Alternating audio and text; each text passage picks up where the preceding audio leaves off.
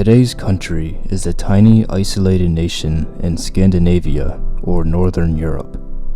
Famous for its Norse culture, geysers, and the Aurora borealis, the country is very underrated and quickly gaining popularity. Get ready for our first stop around the world, Iceland.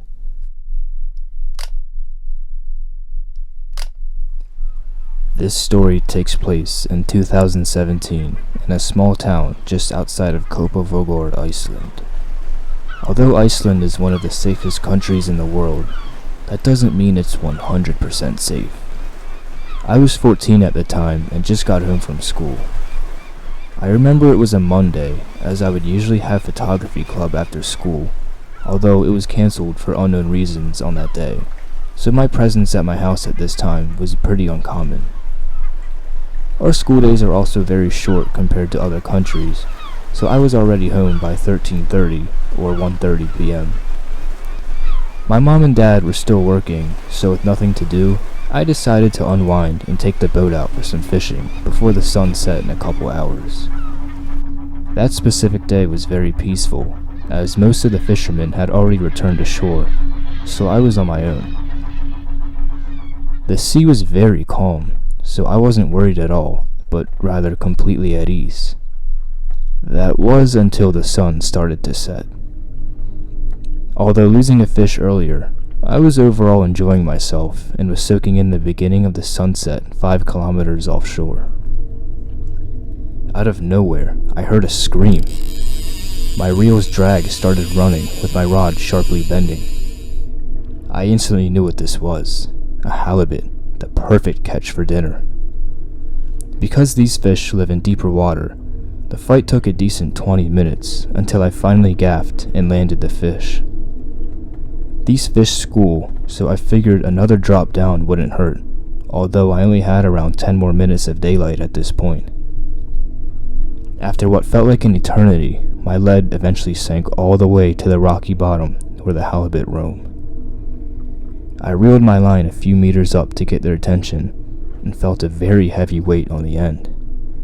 Shocked, I yanked the rod up to hook the fish, and am ecstatic that I only got 2 halibut in half an hour. Except this one felt twice the size of the previous one. Halfway through the fight, I noticed something was off. The fish wasn't fighting, like not even in the slightest. I figured I foul hooked the fish, and that's why it felt so heavy, and was not giving me the hard fight I was expecting. My second halibut was finally surfacing, so I once again grabbed the gaff and leaned over the boat to get a view. That's when my heart sank deep into my chest. A long, pale white figure in a fetal position rose to the surface. This was no fish at all. It was a body. Being young and naive, I instinctively caught my line where the body slowly sank back to its grave. After arriving back home crying and shaking, my father noticed how shaken up I was and asked what happened. I explained to him that I think I hooked a corpse at sea, and I cut the line. He held me and told me everything was okay and that I was safe at home. I later found out that he grabbed the coordinates from the boat's sonar and handed it to the police, but I don't know if they ever attempted to retrieve the body. To this day, my mind is still flooded with questions. Who was that person? How old were they? Did they drown out at sea? Or did something more sinister happen? It is safe to say I have only ventured back out into sea with company aboard.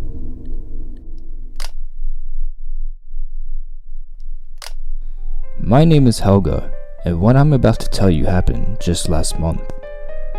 I'm a single mom of 2, so life can get a little hectic at times, as dealing with an 8-year-old and a 5-year-old is not an easy task. I was recently fired from my job as a server, so I was very depressed and desperate for money at this time. Wanting to take some time for myself, I decided I would visit my local bar by myself to have a few drinks and maybe meet someone. After my friend Anna arrived at my house to babysit the kids, I set out for the 10-minute walk to the bar. I left fairly quickly, around 21 o'clock, as I didn't want to force Anna to stay up all night. Eventually, I reached my destination, but noticed it was pretty quiet inside. Perhaps this was because of my early arrival, but I didn't mind, as I just needed to get out of the house. I ordered a pint and chatted with the bartender to pass the time. What I wasn't anticipating was for nobody to walk in for the hour I was there. Satisfied with my buzz and the bartender's company, I decided I would finish my last pint and then head home to the kids. That was until I felt a hand on my shoulder. I quickly turned around, expecting to see somebody I knew, but was met with a very tall man I've never seen before. He had a long red beard and was very well dressed. Too well dressed, in fact, almost like he accidentally walked into the town bar instead of a 5-star restaurant. He introduced himself as Bjorn and asked if the seat next to me was taken. Contemplating if I wanted to stay longer or not, I decided to introduce myself and tell Bjorn he was more than welcome to sit. I live in a small town where everyone knows everyone, yet I had never seen this man before, which intrigued me. He was also very good looking, so I was interested in getting to know him. Bjorn ordered me another drink, and we continued to talk about ourselves and our aspirations for the next hour. He talked about his hobbies, how he was a single parent, and about his job at the airport. I told him we actually had a lot in common, as I was also a single parent. As soon as he heard this, his eyes shot open in excitement, and he begged to see photos and hear more about them. I told him I would talk about my kids another time, as he was still technically a stranger, no matter how well our conversation was going. He was very adamant, but I insisted I would talk about my family next time. He seemed like a really nice and genuine guy, so after chugging our last glasses, we exchanged phone numbers and planned to meet up the following week. I made sure to text Anna, informing her I would be back in around 10 minutes. Bjorn asked me how I was getting home, so I said I walked here to save gas money. He offered me a ride, but I rejected his offer as he drank way too much to be driving, plus I didn't want him to know where I lived. Disappointed, he told me goodnight and drove off. I know what you're probably thinking, this seems like a normal story, but what happened next is what makes this story truly horrifying. The next morning, I woke up with a huge headache and made a quick breakfast for the kids. We headed to my car to drive to school, and I returned home. While I was locking my car, something that I couldn't understand was bothering me. I swear humans have a sixth sense that we can detect when something feels off, even though the situation feels like any other. I inspected the backyard and quickly noticed something right up against my 8-year-old's bedroom window. Giant footprints. My stomach sank, and I instantly called 112. I decided not to tell Anna about the footprints, as I didn't want to scare her. I also cannot say for certain that the stalker was there during her babysitting hours. Trying to fathom who would have stalked my kids that night, I slowly pieced this story together. I recalled my occurrence with Bjorn at the bar the prior night, and the way his face lit up when he found out I had young children. His tall stature also could explain why the footprints were so large. I have no idea how he found out where I lived. Like I said, everybody knows everybody here, so maybe he asked around town for my address using some excuse, or even quietly followed my trail home undetected. Please, always lock your doors and windows.